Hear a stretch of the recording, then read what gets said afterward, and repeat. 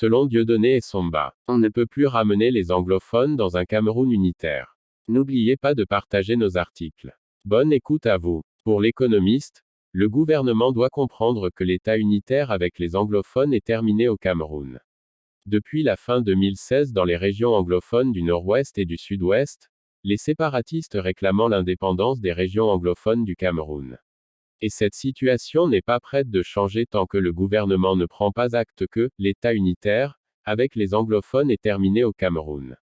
Selon Dieudonné et Somba, pour l'économiste, il est nécessaire que les gens voient de leurs propres yeux l'incapacité de l'armée à réduire militairement la sécession.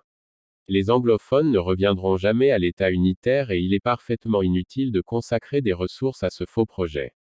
Il faut prendre acte, de manière définitive et irréversible que l'État unitaire, avec les anglophones est terminé au Cameroun.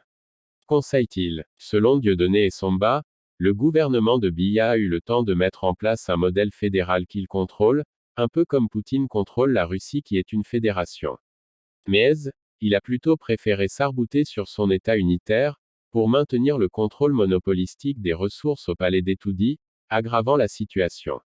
Ci-dessous l'intégralité de sa tribune, on ne peut plus ramener les anglophones dans un Cameroun unitaire. Je ne parle plus du problème anglophone parce qu'il faut que tout le monde voie de ses propres yeux les mensonges et les impostures de ceux qui poussaient le gouvernement à la folie de la répression. Il est nécessaire que les gens voient de leurs propres yeux l'incapacité de l'armée à réduire militairement la sécession et les monstrueuses pertes militaires pour qu'ils comprennent qu'ils ont fait fausse route. Les anglophones ne reviendront jamais à l'État unitaire et il est parfaitement inutile de consacrer des ressources à ce faux projet.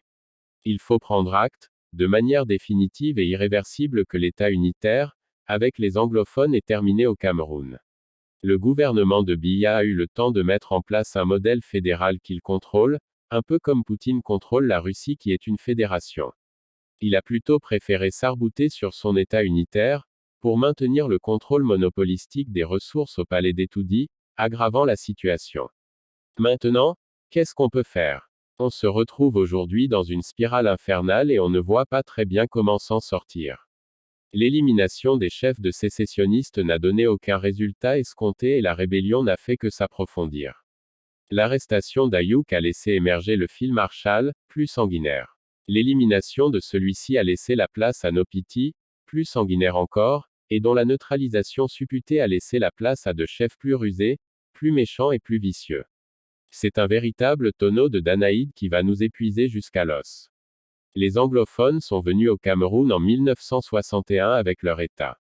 Ahidjo a supprimé cet État pour réaliser son unité nationale. C'était une grossière erreur. Ce n'est pas cela qu'il fallait faire. Il fallait plutôt élargir la fédération, de manière à noyer la spécificité anglophone dans une fédéralisation généralisée.